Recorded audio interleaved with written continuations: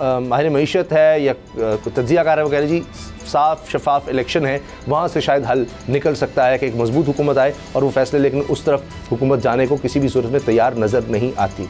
बुनियादी झगड़ा है ना पाकिस्तान के फैसले। देखिए, हमारा सऊदी अरब बहुत करीबी दोस्त है, चीन हमारा बड़ा करीबी दोस्त है, अमेरिका से हम अच्छे ताल्लुकात रखना चाहते हैं।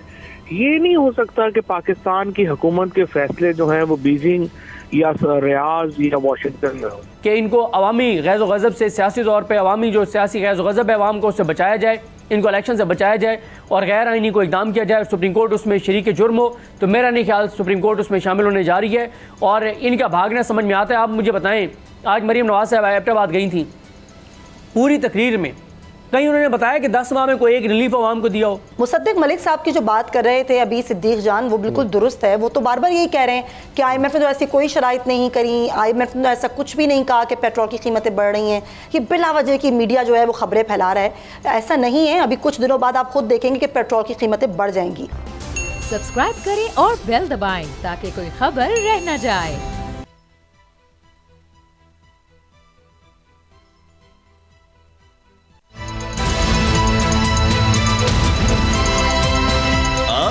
चला बिस्मिल्लाहिर्रहमानिर्रहीम, अस्सलाम वालेकुम। मैं हूं मोहम्मद उसामा गाजी और आप देख रहे हैं अब पता चला। अवाम खबरदार, होशियार, तजर्बाकार, फिर करने को है वार। IMF की छुरी होगी और अवाम की खाल। इसहाक डार अदा करेंगे कस्साब का किरदार।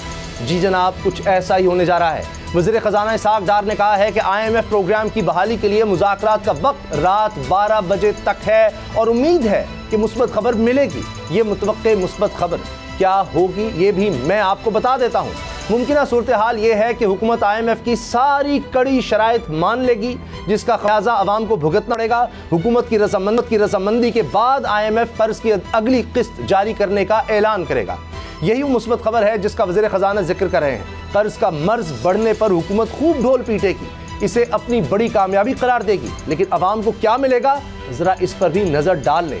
IMF बिजली और गैस की कीमत में इजाफे पर फौरी अमल चाहता है, सब्सिडी का खात्मा चाहता है। हुकूमत ने हाँ कर दी तो फिर बिजली इतनी महंगी होगी कि अवाम बिजली के बिल देख देख कर रोएंगे। IMF का दूसरा बड़ा मुतालबा पेट्रोलियम लेवी को बढ़ाकर 50 रुपए तक करना है। ये मुतालबा माना गया तो फिर 15 फरवरी को पेट्रोल की फी लीटर कीमत 300 का हिंदसा भी पार कर सकती है। अब आप खुद अंदाज़ा लगाएं कि इसमें अवाम के लिए मुस्बत खबर कौन सी है। सितम यह है कि हमारी सियासत झूठ के गिर्द ही घूमती है। PDM ने हुकूमत ली महंगाई ख़त्म करने के नारे पर, हुकूमत में आकर सिर्फ अपने मुकदमे ख़त्म किए और मुश्किल फैसलों के नाम पर अवाम की ज़िंदगी दुश्वार कर दी। इसीलिए अब अवामी अदालत में जाने के तस्वुर से घबराहट हो रही है। लीगी अरकान ने वज़ीर आज़म को कह दिया है कि यही हालात रहे तो इलेक्शन बुरी तरह हार जाएंगे। मगर सवाल यह है कि क्या ये हुकूमत इलेक्शन कराएगी, क्योंकि इनकी इंतखाबात कराने की नीयत नहीं।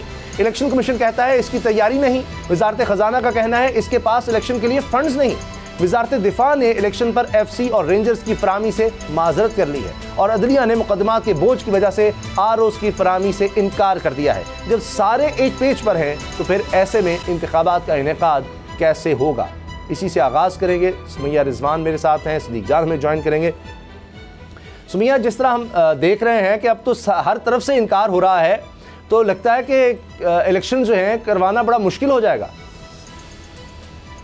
जी हाँ, यही लगता है उसामा, क्योंकि 14 अरब रुपए इजाफी मांगे थे इंतखाबात के लिए इलेक्शन कमीशन ने, और उसके बाद से हमने देखा कि आज जो समाअत हुई माजरत हमें फवाद चौधरी साहब ने ज्वाइन किया है, सीनियर नायब सदर तहरीक इंसाफ, साबिक वफाकी वजीर फवाद चौधरी साहब, बहुत शुक्रिया आपके वक्त का। फवाद साहब, ये तो हर तरफ से इनकार हो रहा है। कहीं कहा जा रहा है जी फंड्स नहीं है, हुकूमत कहती है, इलेक्शन कमीशन भी इनकारी है, हाई कोर्ट कह रहा है कि जी हमारे पास केसेस की तादाद बहुत ज़्यादा है, पुलिस चीफ सेक्रेटरी वो भी इनकार कर रहे हैं कि चीफ सेक्रेटरी कहते हैं जी फंड्स 42 अरब रुपये हमें दे दे। तो यहाँ तो लग रहा है किसी की सोच ही नहीं है इलेक्शंस की तरफ। नहीं, ऐसा नहीं है। मेरा ख्याल है कि आज सबसे इम्पोर्टेंट रिमार्क्स जो हैं वो चीफ जस्टिस पाकिस्तान के हैं और उन्होंने कहा है कि इलेक्शंस में के अलावा कोई हल नज़र नहीं आता, और दूसरा उन्होंने कहा है कि इलेक्शन कमिश्नर ने उनके सामने कहा था कि नवंबर के बाद वो इलेक्शनों के लिए तैयार होंगे।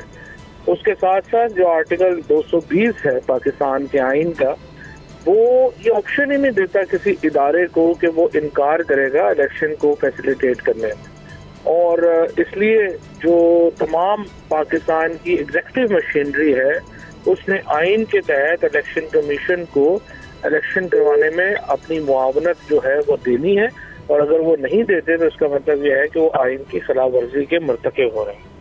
आपकी बात 100% दुरुस्त है, चीफ जस्टिस के रिमार्क्स भी हैं, लेकिन अभी तो मामला हम हाई कोर्ट तक देख रहे हैं। वहां से आपको कितनी उम्मीद है कि हाई कोर्ट जिस तरह कह रही है कि जी 90 दिन के अंदर हर सूरत इलेक्शन करवाने हैं, हमने देखा लाहौर हाई कोर्ट में भी ये रिमार्क्स सामने आए हैं, तो आपको उम्मीद है कि वहीं से मामला हल हो जाएगा या शायद सुप्रीम कोर्ट ही जाना पड़े?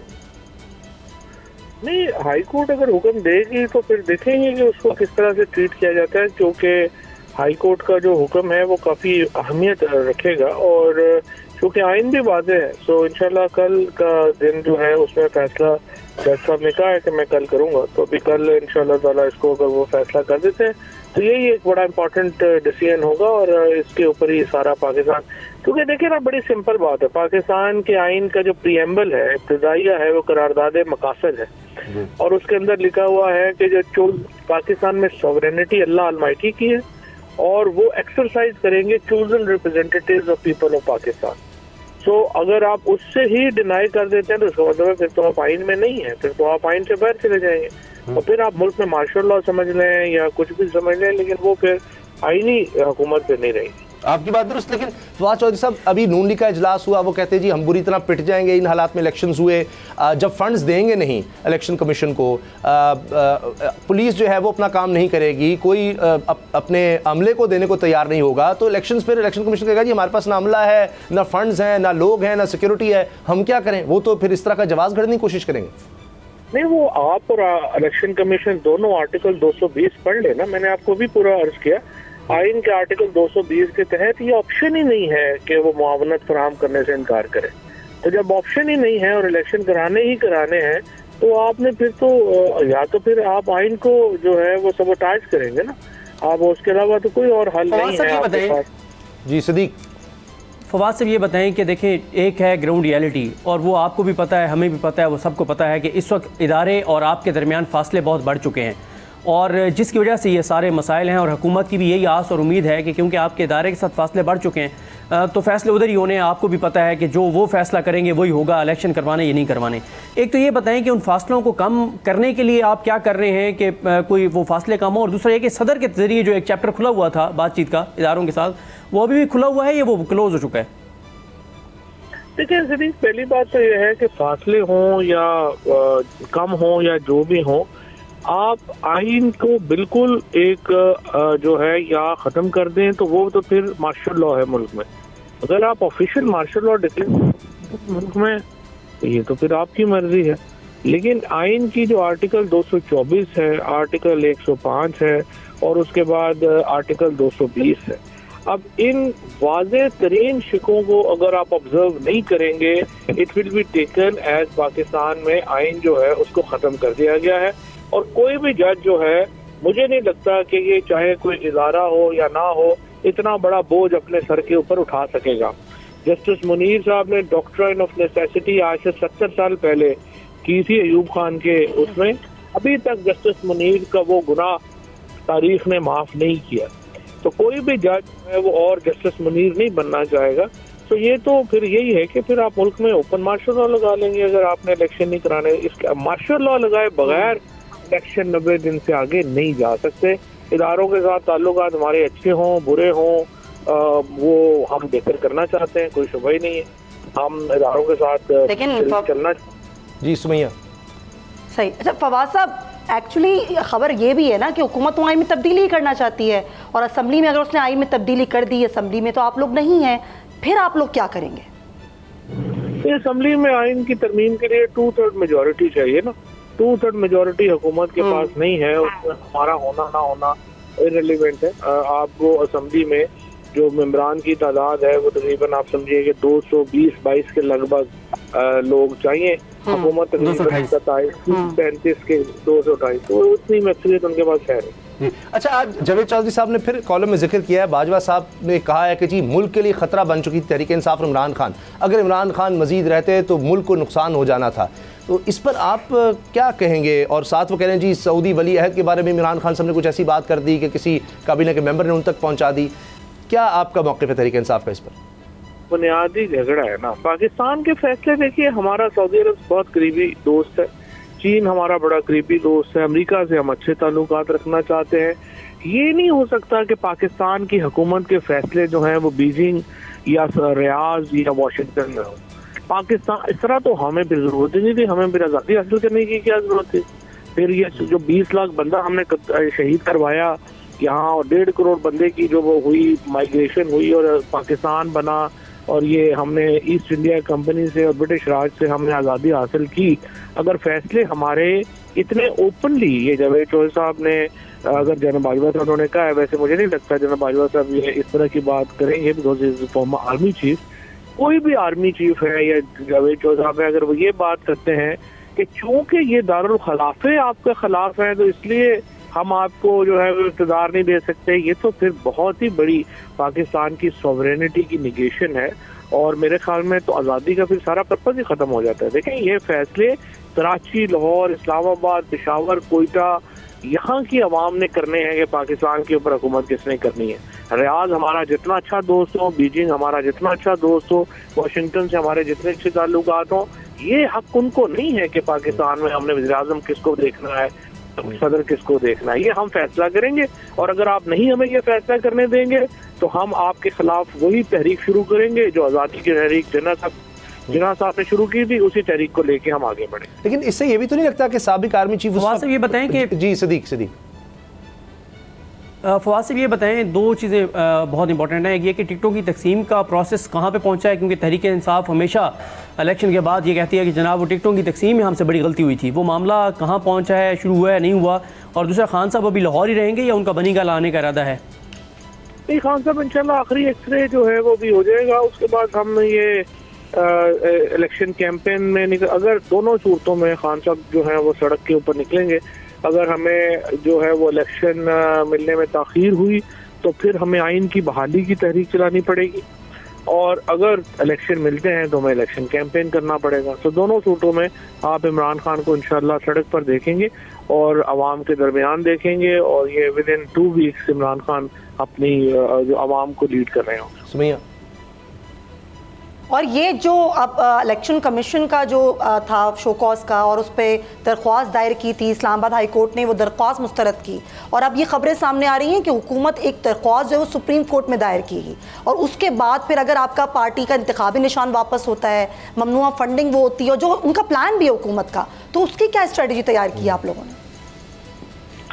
देखिए, बात यह है कि ये तो अगर सुप्रीम कोर्ट तरीके आज अगर आप प्रोसीडिंग्स देखें सुप्रीम कोर्ट की, तो चीफ जस्टिस साहब ने बड़ी इंपॉर्टेंट रिमार्क्स दिए हैं। उन्होंने कहा है कि इमरान खान पाकिस्तान की बहुत बड़ी अक्सरियत के लीडर हैं, वो आम आदमी नहीं है, और उनकी जमात जो है वो पार्लियामान की सबसे मेजर पार्टी है। सो ये बड़े इंकरेजिंग रिमार्क्स हैं, और मैं समझता हूँ कि लोग इस वक्त अदलिया को देख रहे हैं। आज तक पाकिस्तान की तारीख में कोई भी सियासी जमात को कालअदम करार नहीं दिया गया सिवाय नैप के, और उस वक्त 70s में वो हुए थे, वो भी इसी तरह का एक वाक़या है जिसको कभी इंडोर्स नहीं किया गया। और अगर MKM और TLP और इस तरह की जमात हैं उनको बैन नहीं किया गया, तहरीक इंसाफ को बैन किया गया, तो फिर तो ये तो पाकिस्तान के खिलाफ एक साजिश होगी। मुझे नहीं लगता सुप्रीम कोर्ट इस बड़ी साजिश में किसी तौर पर भी हिस्सा बनेगी।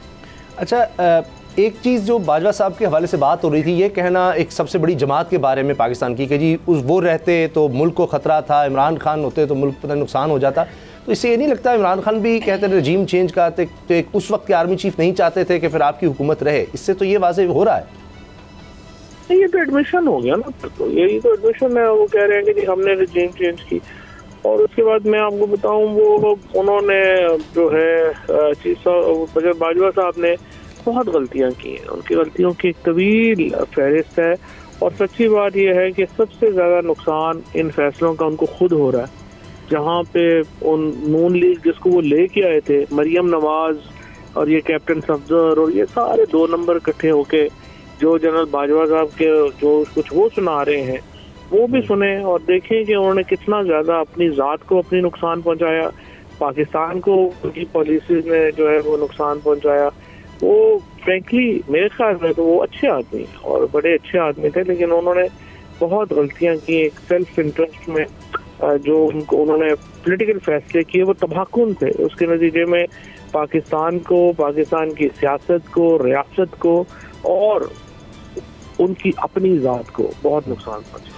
फवाद साहब, जिस तरह आपको गिरफ्तार किया गया, जो कुछ हुआ, बड़ा दुख होता है देखे। शेख रशीद साहब देखें, अब ये सिलसिला शुरू हो चुका है, नए केस बन रहे हैं, अभी एक गिरफ्तारी खत्म नहीं होती, अगले केसेस तैयार होते हैं, तो कैसे इसका मुकाबला कर सकेंगे? ये आसान नहीं होगा। शेख रशीद साहब कह रहे हैं जी एक अलग पार्टी बनाना चाहते हैं, इमरान खान साहब खुद कहते हैं कि जी लेवल प्लेइंग फील्ड चाहते हैं, इमरान खान साहब की गिरफ्तारी नाअहली, तो फिर क्या स्ट्रेटजी, इन जो इस वक्त हथकंडे नजर आ रहे हैं, इस पर आपकी क्या स्ट्रेटजी है? ये हथकंडे तो बड़ी जल्दी एक्सपोज हो रहे हैं। देखिए ये तो देखिए ना, वो कहते हैं ना बादशाह नंगा है, बादशाह को जो है वो यकीन था कि उसका जिस्म किसी को नजर नहीं आ रहा, लेकिन तमाम जो रियासत थी वो लोग जो थे वो बादशाह को देख रहे थे। तो बादशाह जो है उसको ये इस तरह से लाठी गोली के ऊपर मुल्क नहीं चलते। 220 मिलियन लोगों का मुल्क है, 22 करोड़ की आबादी का मुल्क है। आपके ख्याल में यहाँ डंडे से, सोटी से ये मुल्क इस तरह से चल जाए? शेख रशीद साहब ने जो, आपने क्या फिर शेख साहब को कर लिया? शेख साहब जब उतरते हैं आप उनकी बातें सुने, और जेल में जब वो जाते हैं उनकी बातें सुने। शेख साहब को आपने इस उम्र में, 70 साल की उम्र में, जो आपने उनको इनकार्सरेशन कर दी, उनको पकड़ लिया, उनको बेइज्जत करने की कोशिश की, क्या मिला उससे? तो जो मेरा ख्याल तो ये है कि गिरफ्तार करने वाले बेइज्जत हो गए, शेख साहब को तो इज्जत में इजाफा ही हुआ। जी सिद्दीक, ये बताएं फवाद साहब, एक प्लान था कि सदर जो है वो शहबाज शरीफ को एतमाद का वोट लेने का कहेंगे, तो वो क्या कैंसिल हो गया प्लान या अभी है, किसी मौके पे कह सकते हैं? लेकिन अभी वो हमारे 40-45 लोग जो हैं वो पार्लियामेंट में वापस पहुंचे हैं। 70 लोगों की जो पटिशन है वो मेरे ख्याल कल या परसों दायर हो जाएगी, और 127 लोग हमारे जो हैं वो वापस पार्लियामेंट में जब पहुंचते हैं तो उसके बाद इंशाअल्लाह ताला हम इसके ऊपर गौर करेंगे कि कैसे इसको जो मामला है इसको आगे। जेल भरो तहरीक का क्या होगा? लेकिन 43 का मामला भी तो लटका हुआ है ना, उस पर भी राजा परवेज अशरफ साहब ये कह रहे हैं कि मुझे तो हुक्मनामा ही नहीं मिला अदालत का, तो हमें मिलेगा तो हम कार्रवाई करेंगे। नहीं, वो मेरे ख्याल आज साइन हो गया तो उनको मिल जाएगा। राजा साहब ने तो बड़ा मायूस किया है, वो एक उनको थोड़ा बहुत था कि वो आइन को ख्याल करेंगे, कानून का ख्याल करेंगे, उन्होंने तो बिल्कुल ही मुंशीगिरी की इंतहा कर दी। और आप देखें कि वो तो लग रहा है कि राजा सुल्तान सिकंदर और राजा परवेज अशरफ के ऊपर तो सारी राजदान बरादरी जो है शर्मिंदा है कि ये क्या लोग। अच्छा फवाद साहब, एक तो ये कि अभी जिस तरह से हम देख रहे हैं जेल भरो तहरीक का ऐलान, उसमें क्या होगा आगे, कितने लोग उसमें आ रहे हैं, रजिस्टर करवा रहे हैं, और क्या इसका आगाज़ इमरान खान साहब मुकम्मल सेहतयाब हो जाएंगे उसके बाद होगा? उसका आगाज जो है हो चुका है। एजाज चौधरी साहब जो हैं उनको कोऑर्डिनेटर हमने मुकर्रर किया है इस जेल भरो तहरीक का, और उसके लिए जो तरीकाकार है, वेन्यूज़ हैं, जो तरीका क्या होगा, ज़िले सदूर को कह दिया गया है, वो डिस्ट्रिक्ट बॉडीज़ जो हमारी हैं वो इस वक्त रजिस्टर कर रही हैं, सारी जो हमारी लोग जो वॉलंटियर्स हैं, और अभी तक हज़ारों की तादाद में लोग जो है वो रजिस्टर हो चुके हैं। अब ज़िले सदूर जो है वो इसको आगे एक पूरा मैकेनिज्म हम अगले 2-3 दिन में दे देंगे, और वहाँ से फिर जेल तहरीक जो है उसका आगाज हो। अच्छा, आखिर में मेरे पास 1 मिनट फवाद साहब, 2 सवाल। एक तो ऑल पार्टीज कॉन्फ्रेंस इसलिए कि जी IMF का मामला है, मईशत बड़ी बुरे हाल में है, आपकी तरफ देखा जा रहा है, आप कुछ करें। दूसरा, जेल भरो तरीके वाले से ये भी हमने देखा माजी में कि जी लीडर को पकड़ के जेल में डाल दो, बाकी जो कारकुन उनको उठा के शहर से बाहर छोड़ाओ। तो 90 दिन के बाद ज़ाहिर है, अगर इलेक्शन में 90 दिन का कहा गया है, तो जब 90 दिन गुजर जाएंगे तो जाहिर है फिर आप उसको उस दिन का इंतजार करना पड़ेगा। दोबारा बोलिएगा। जी मैं अर्ज कर रहा हूँ कि 90 दिन तक अगर इलेक्शन ना हुए तो फिर ही आप जेल भरो तहरीक का आगाज करेंगे, तब तक तो आपको इंतजार करना पड़ेगा, हो सकता है उससे पहले अनाउंस हो जाए। नहीं 90 दिन नहीं, ये तो परसों तक अनाउंस होने हैं। उसकी वजह है कि 54 दिन जो है वो कैंपेन के लिए चाहिए अंडर द रूल्स, और 7 दिन उससे पहले इलेक्शन कमीशन जो है उसको चाहिए वो शेड्यूल अनाउंस करने के लिए। 61 डेज का तो प्रोसेस है। सो ये तो लाजमी तौर के ऊपर कल हाई कोर्ट जो है उसको इसका फैसला सुनाना होगा, अदरवाइज हम संडे की रात से तो हम कॉन्स्टिट्यूशन की वायलेशन में चले जाएं। ठीक, बहुत बहुत शुक्रिया सीनियर नायब सदर तहरीक इंसाफ साबिक वफाकी वज़ीर साहब, आपने अपने वक्त दिया। ब्रेक का वक्त है, ब्रेक के बाद बात करेंगे कि IMF की शराइत का क्या बन रहा है और आने वाले दिनों में अवाम पर क्या गुजरने वाली है। ब्रेक के बाद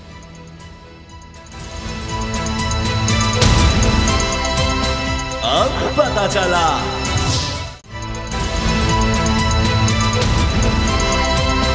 अब पता चला। अभी IMF से माहदे की तफसीलात भी सामने नहीं है उस तरह से, और उसका असर, उसके असरात अभी लोगों पर पड़ना शुरू होंगे तो क्या हाल होगा, क्योंकि अभी तो नून लीग के इजलास की अंदरूनी कहानी बोल्ड न्यूज़ ने हासिल कर ली है। जो भी मिल रहा है शहबाज शरीफ साहब से, वज़ीर-ए-आज़म से मिल रहा है, चाहे वो कौमी असम्बली का मेंबर हो, चाहे किसी और असम्बली का मेंबर हो या पंजाब असम्बली के साबिक मेंबरान हो, जो भी मिले हैं उन्होंने कहा है कि जी मौजूदा हालात में अगर इलेक्शन हो गए तो हमारा कुछ नहीं बचेगा। लोग बहुत ज़्यादा परेशान हैं और महंगाई से, बेरोज़गारी से इनकी कमर टूट चुकी है। कोई कैंपेन नहीं हो सकती, कोई हमारे कारकुन क्या जाएंगे, कोई हमें वोट क्या डालेगा, तो बड़ी मुश्किल सूरत हाल है। अब इसीलिए लगता है कि तमाम तर कोशिशें हो रही हैं किसी तरह इलेक्शन से भागा जाए। तो सदीक लगता यह है कि फिर तो इमरान खान साहब ने बड़े अच्छे वक्त पर असम्बलियाँ तहलील कर दी अगर सियासी तौर पर फैसला देखा जाए, क्योंकि कौमी असम्बली का तो वो कह सकते थे जी माशी तौर पर ये मसला है, फ़लाँ मसला है, थोड़ा आगे ले जाना है, आइन में कहीं गुंजाइश निकाल लेते, लेकिन सूबाई असम्बलियों की तो कहीं गुंजाइश निकल नहीं रही। बिल्कुल नहीं निकल रही है। और आज जो chief justice Pakistan justice Umar Ata Bandial साहब की रिमार्क्स हैं, वो हमारी स्टोरी भी है, इसी सेगमेंट में कर लेते हैं। बंदियाल साहब की जो रिमार्क्स हैं वो बहुत इंपॉर्टेंट हैं, क्योंकि आज उन्होंने जो कहा है कि जो क्राइसिस हैं, जो क्राइसिस है इसका हल जो है वो आवाम से रजू करना है, इंतखाबात है। और आज के उनके रिमार्क्स से ये वाज़ेह पैगाम मिल गया है कि सुप्रीम कोर्ट वो नहीं करने वाली जो ये हुकूमत चाहती है, जो ये PDM चाहती है। PDM क्या चाहती है, हुकूमत क्या चाहती है, या और जो लोग इनके साथ शरीक हैं वो क्या चाहते हैं कि सुप्रीम कोर्ट इस बात पे ठप्पा लगा दे कि इलेक्शन नहीं हो सकते मुआशी सूरत हाल की बिना पर, या जो इस वक्त पाकिस्तान में दहशतगर्दी की सूरत हाल है उसकी बिना पर। और यही वजह है जिस वजह से फिर हुकूमत के ऊपर शकूक व शुबात बढ़ते हैं कि एक तरफ दहशतगर्दी होती है और फिर इस दहशतगर्दी को ये अपने सियासी फ़ायदे के लिए इस्तेमाल करते हैं, ये कहते हुए कि जनाब इलेक्शन नहीं हो सकते, दहशतगर्दी शुरू हो गई है।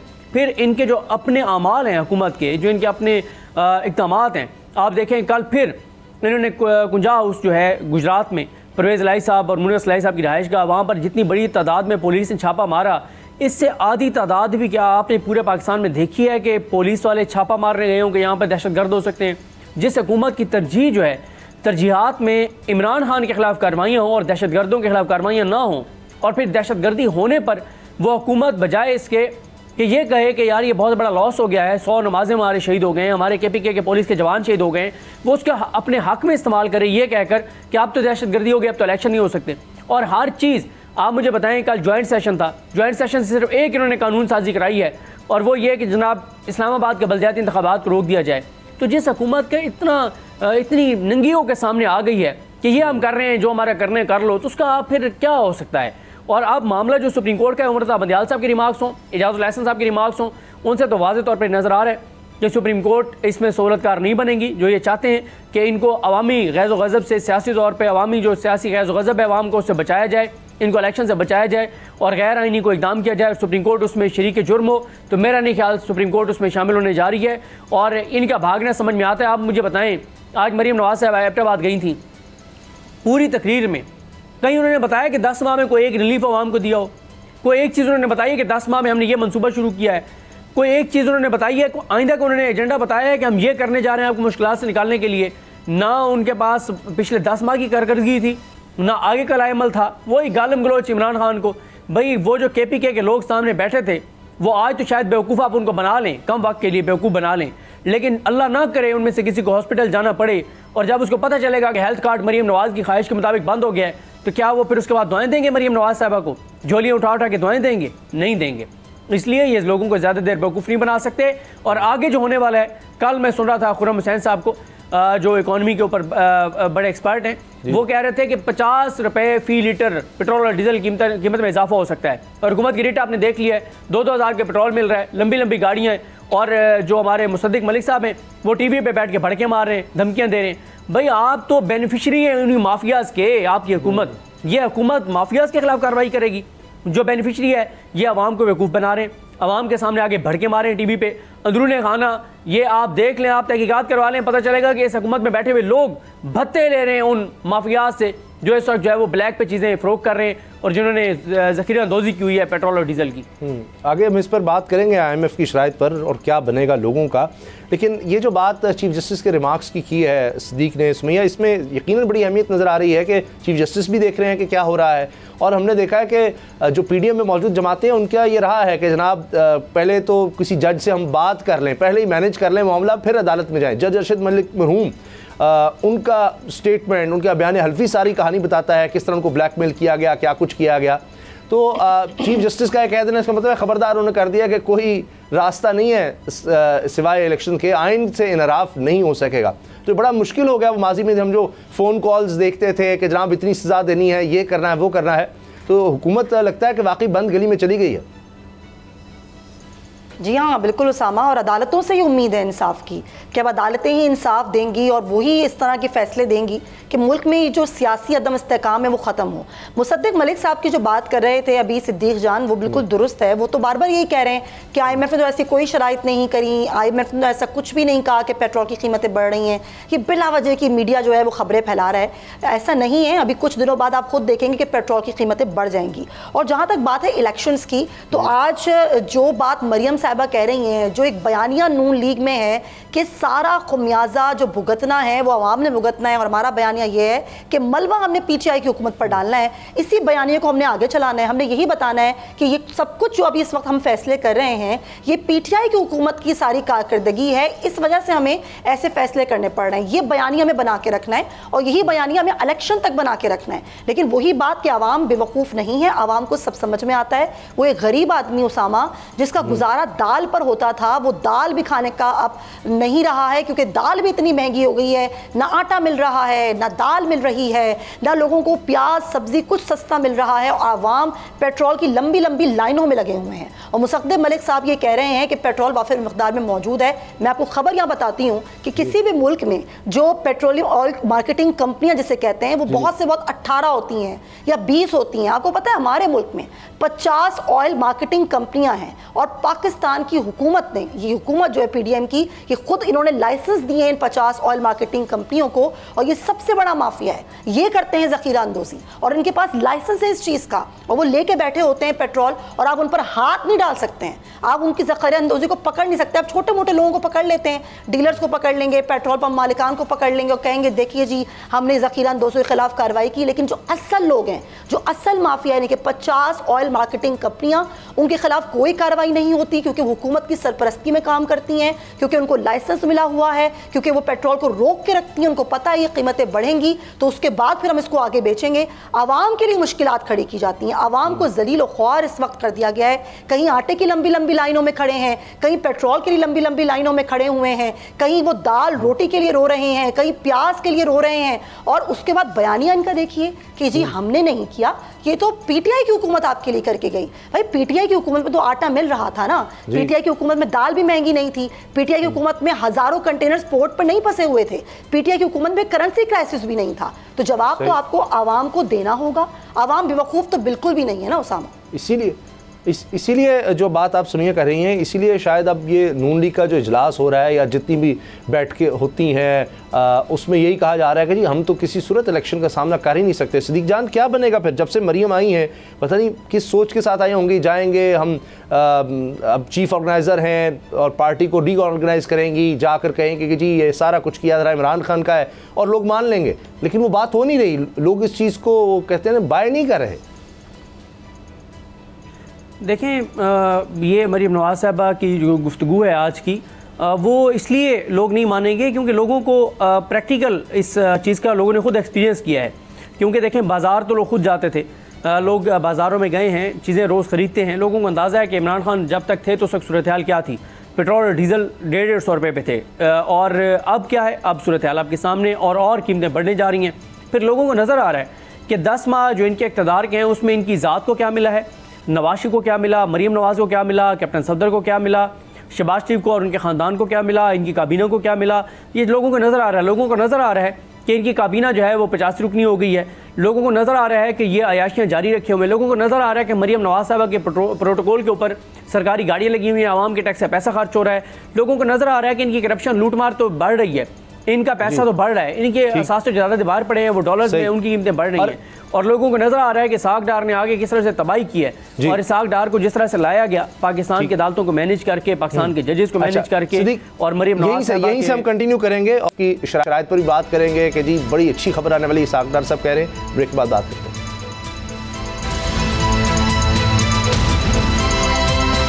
अब पता चला।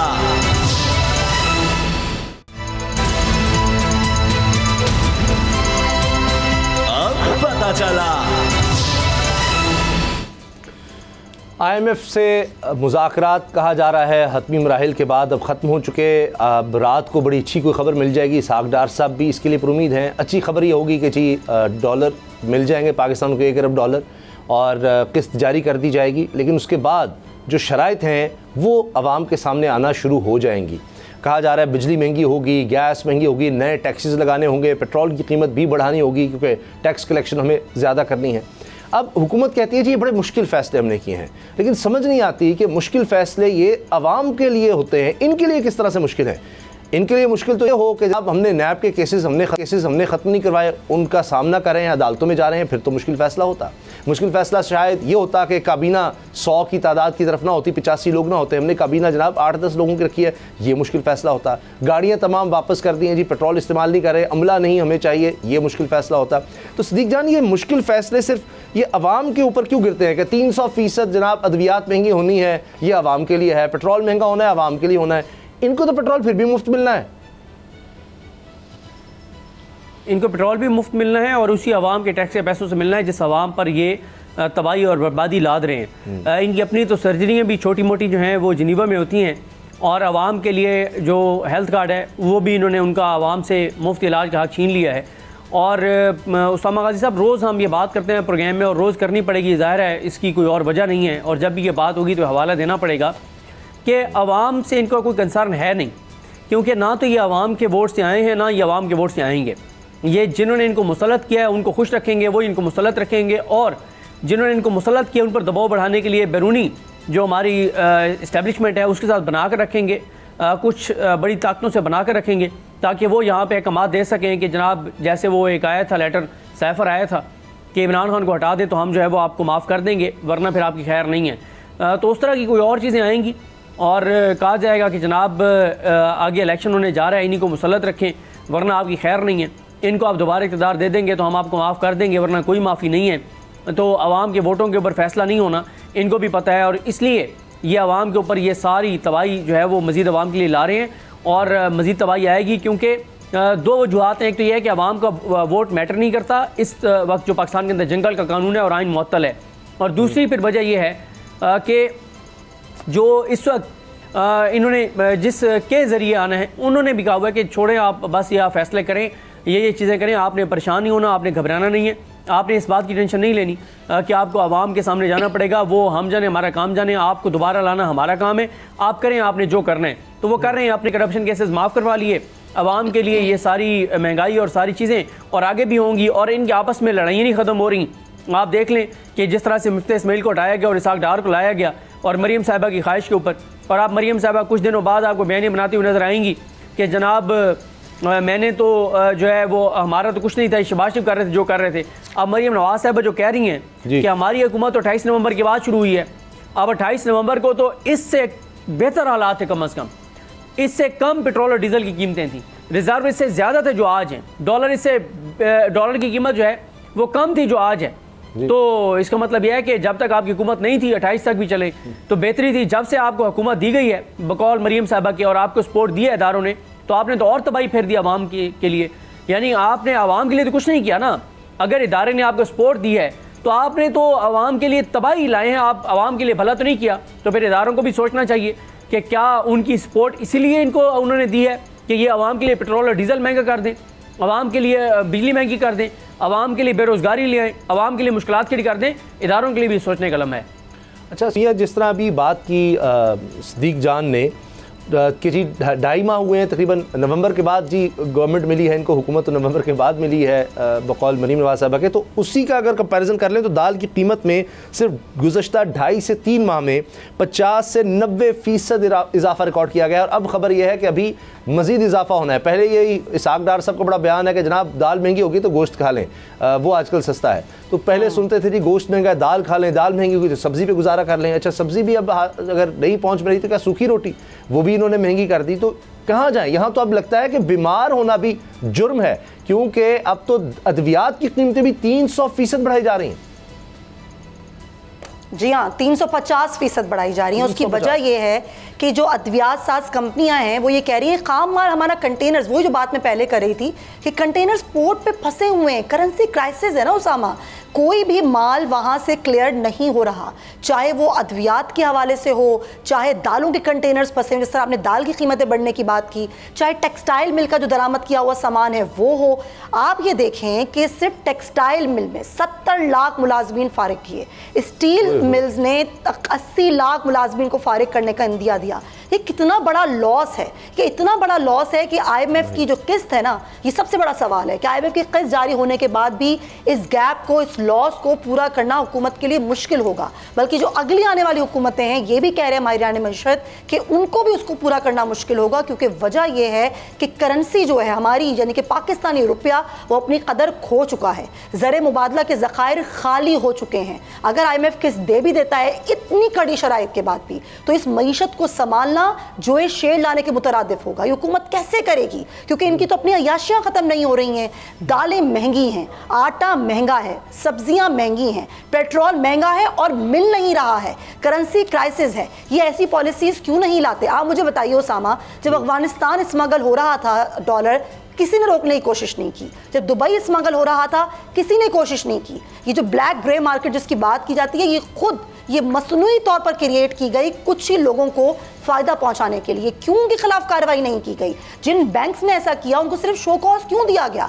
उनके खिलाफ किसी ने भी कार्रवाई नहीं की। स्टेट बैंक क्यों सोता रहा? हमारी वजारत खजाना क्यों सोती रही? और मुल्क को इस नहज पर पहुंचा के सब मजे कर रहे हैं। और मरियम साहिबा एबटाबाद में जलसे पर ये कहती हैं कि जी हिसाब दें 10 साल का कि आपने क्या किया, हिसाब दें आपने 1 करोड़ नौकरियों का वादा किया था 1000, जो आप वादे करके आए थे पहले आप उनका तो हिसाब दे लें। आपको तो हिसाब देते देते क़यामत हो जाएगी जो आपने हशर कर दिया है मुल्क का। आपको पता है उसामा, इतनी महंगाई हो गई है कि 1975 के बाद ये तारीख की सबसे ज़्यादा महंगाई की शरह है। आप सोचिए गरीब आदमी क्या करता होगा। पहले कहते थे ना कि सब्जी ले लो या प्याज ले लो, रोटी पे प्याज रख के खा लो, दाल से खा लो, अब वो भी मुमकिन नहीं है। तो कौन जवाब देगा इस चीज़ का? और सूरत हाल ये है कि उस पर बातें करते हैं कि जी पिछली हुकूमत ने ये किया। आपसे जवाब लेना चाहिए, बल्कि इदारों को इनसे जवाब लेना चाहिए कि आपको किसने हक दिया मुल्क को इस सतह पर पहुंचाने के लिए। अब इसका मतलब है सिद्दीक जान, तो अब जुर्म बन गया अगर कोई बीमार भी होता है, चले खुराक का था, बेरोज़गार हो जाएगा आदमी तो महंगाई का मुकाबला कैसे करेगा? रोज़गार होगा तो चले कुछ ना कुछ तरीके से चलो कोई चीज़ सस्ती ढूंढेगा, कोई गुजारा करने की कोशिश करेगा। बेरोज़गारी जिस तरह सुमिया बता रही हैं वो भी रिकॉर्ड सतह पर चली गई, महंगाई भी रिकॉर्ड सतह पर चली गई। अब तो यह है कि सेहत कार्ड भी छीन लिया और अद्वियात भी 350% महंगी। तो जो बीमार हो गया इसका मतलब है उसके लिए तो मौत है फिर। बिल्कुल ऐसे ही है कि हेल्थ कार्ड की सहूलत भी ख़त्म और मेडिसिन मज़ीद महंगी। और उसामा गाजी साहब, सबसे बड़ी जो परेशानी की बात है वो यह है कि आगे भी आपको अंधेरा नज़र आ रहा है, मायूसी नज़र आ रही है, आपको हालात बेहतरी की तरफ जाते हुए नज़र नहीं आ रहे। ये बहुत एक अफसोसनाक सूरत हाल है। चलें, ये होता ना जब आप किसी बीमारी का शिकार होते हैं, आप किसी तकलीफ से गुजर रहे होते हैं, होप होती है कि चलें एक मुश्किल प्रोसेस है, आपकी सर्जरी होगी या आप मेडिसिन यूज़ कर रहे हैं, एक मुश्किल आपका इलाज हो रहा है, मुश्किल आप प्रोसेस से गुजर रहे हैं, लेकिन उसके बाद आपको ये यकीन होता है और उम्मीद होती है कि इंशाल्लाह आप उसके बाद रिकवर करेंगे, सेहतयाब होंगे और आप इस दर्द से, इस कर्ब से, इस तकलीफ से गुजर कर और एक बेहतर जिंदगी जो है वो गुजारेंगे। वो भी नहीं हो रहा। यहाँ उम्मीद ही छीन ली गई है। और अगर एक रास्ता हर माहिर मईशत है या तज्जियाकार है वो कह रहे जी साफ शफाफ इलेक्शन है, वहाँ से शायद हल निकल सकता है कि एक मजबूत हुकूमत आए और वो फैसले, लेकिन उस तरफ हुकूमत जाने को किसी भी सूरत में तैयार नज़र नहीं आती। एक और मामला जहाँ पर हमें लग रहा है कि इंसाफ उस तरह से नहीं हो रहा जो नज़र भी आए इंसाफ होता हुआ, उम्मे रुबाब का मामला। 5 साल हो गए इस बच्ची को, अपने वालिद, चचा और दादा के कत्ल के लिए ये इंसाफ, यानी उनके कातलों के ख़िलाफ़ ये इंसाफ के लिए दर बदर है, लेकिन अभी तक इंसाफ होता हमें नज़र नहीं आ रहा। हम इसके लिए आवाज़ उठाते रहेंगे। 5 साल गुजर गए हैं, अभी तक ये अदालतों में केस है, नोटिस भी लिए गए कि ये 3 कत्ल हुए, बासर अफराद ने कत्ल किए, लेकिन ये बच्ची जो है डटी हुई है और इसको जान का भी ख़तरा है, लेकिन उसके बावजूद ये पीछे नहीं हट रही। तो हमारी तो ये गुजारिश है कि चीफ जस्टिस साहब इस केस का नोटिस दें और इस बच्ची को इंसाफ दिलाएं। प्रोग्राम देखने का शुक्रिया, इजाज़त दीजिए, अल्लाह हाफ़िज़।